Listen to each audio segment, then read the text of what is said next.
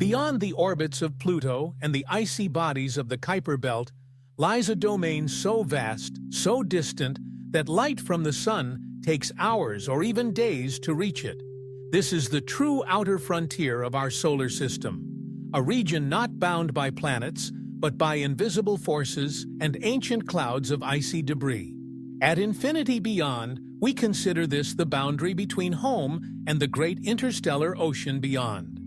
The first major landmark in this distant realm is the heliosphere, a vast, bubble-like region of space dominated by the solar wind. This stream of charged particles, ejected constantly from the Sun, flows outward in all directions, creating a protective shield that deflects much of the dangerous cosmic radiation from deep space. The edge of this bubble, known as the heliopause, is where the solar wind slows down and yields to the interstellar medium, the thin soup of gas, dust, and particles that exists between the stars.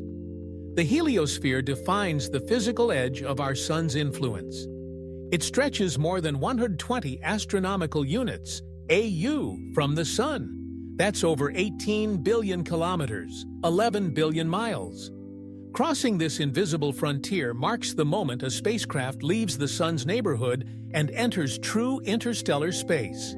Only two human-made objects have ever reached this point, Voyager 1 and Voyager 2. Launched in 1977, these spacecraft were originally intended for planetary flybys.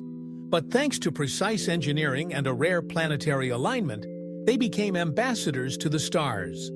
Voyager 1 crossed the heliopause in 2012, and Voyager 2 followed in 2018. Though their instruments are aging and their power fading, they continue to send back data, messages from the edge of the solar system.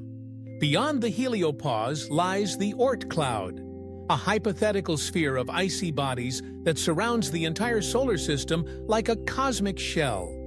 It is believed to stretch from about 2,000 AU to possibly 100,000 AU, more than a light-year from the Sun.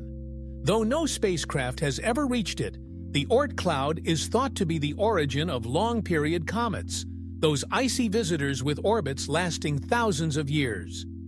The objects in the Oort cloud are the ancient remnants of the early solar system, small, frozen bodies that were flung outward by the gravitational chaos of the giant planets.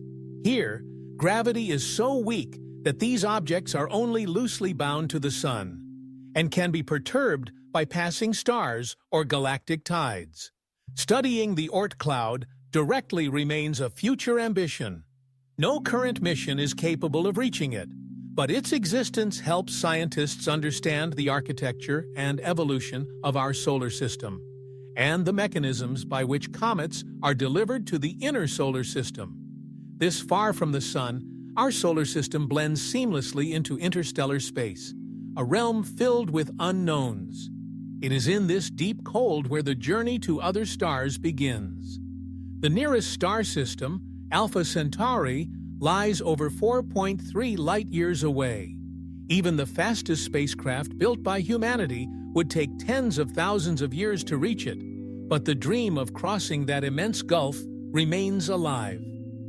Projects like Breakthrough Starshot aim to one day send ultra-fast probes to neighboring stars, using powerful laser sails to accelerate them to a significant fraction of the speed of light.